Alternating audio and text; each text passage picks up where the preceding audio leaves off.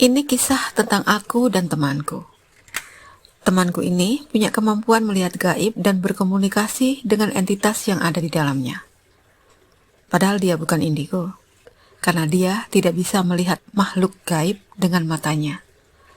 Aku dulu tidak tahu bagaimana konsepnya, tapi lama-kelamaan karena seringnya bersama-sama dengan dia, dan dia juga telaten dalam menjelaskan, maka sedikit demi sedikit aku tahu bagaimana kemampuannya itu bekerja. Menurutnya, dia melihat makhluk gaib dengan pikirannya, bukan dengan matanya. Aku pernah bertanya, apakah itu sejenis mata batin, daya imajinasi atau apa? Dia sendiri tidak tahu pasti, karena apa yang dilihatnya muncul di kepala, dalam pikiran. Dia merasa kalau di atas kepalanya ada sebuah kamera yang selalu mengikuti kemana saja dia pergi. Kamera itu terhubung langsung dengan pikirannya. Dia bisa melihat apapun melalui kamera itu. Dia bisa mengoperasikan kamera itu sesuka hatinya. Ingin lihat dengan view yang luas, bisa. Mau lihat dari jarak dekat, juga bisa. Mau dimatikan, bisa. Mau dihidupkan, juga bisa. Seiring dengan berjalannya waktu, aku juga tahu kalau dia bisa berinteraksi secara gaib dengan apapun yang dia lihat dalam pikirannya itu. Dia bisa mencubit, menowel, membisiki, bahkan menjongkrokkan jika dia mau. Aku pernah mengalaminya sendiri. Aku ini manusia biasa seperti kalian, normal 100% seperti manusia kebanyakan, tidak bisa melihat hantu, tidak punya ilmu klinik, juga tidak punya pegangan seperti jimat dan lain-lain. Hari itu aku sedang pergi ke pasar dengan dia.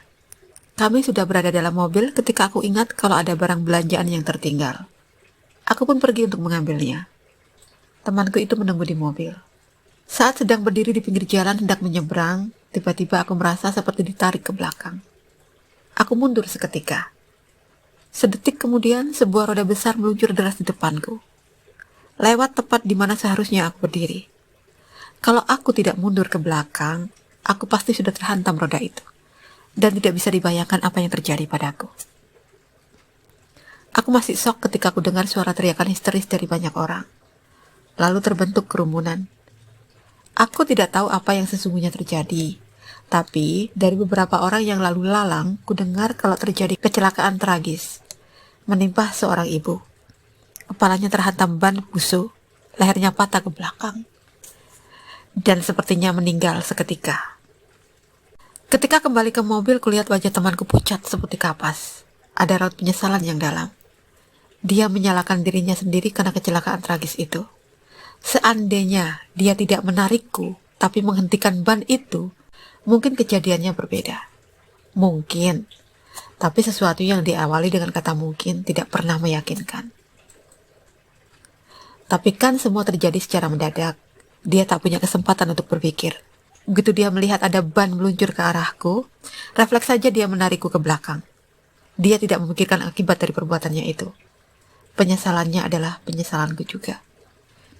Andai aku tidak teledor dengan meninggalkan barang belanjaan, kami berdua tidak akan terpuruk dalam penyesalan. Sebenarnya, kecelakaan tragis itu mau ada aku atau tidak, pasti tetap terjadi. Ibu itu pasti mati, karena ajalnya sudah tiba. Tapi setidaknya, jika aku tidak tertinggal belanjaan, kami tidak harus terlibat dalam insiden itu. Kami menyadari bahwa kematian seseorang sudah merupakan ketetapan Tuhan. Tapi mengetahui kita ada andil di dalamnya, itu sangat tidak mengenakan. Itu sebabnya, temanku ini, meski punya kemampuan supranatural, tapi jarang menggunakannya.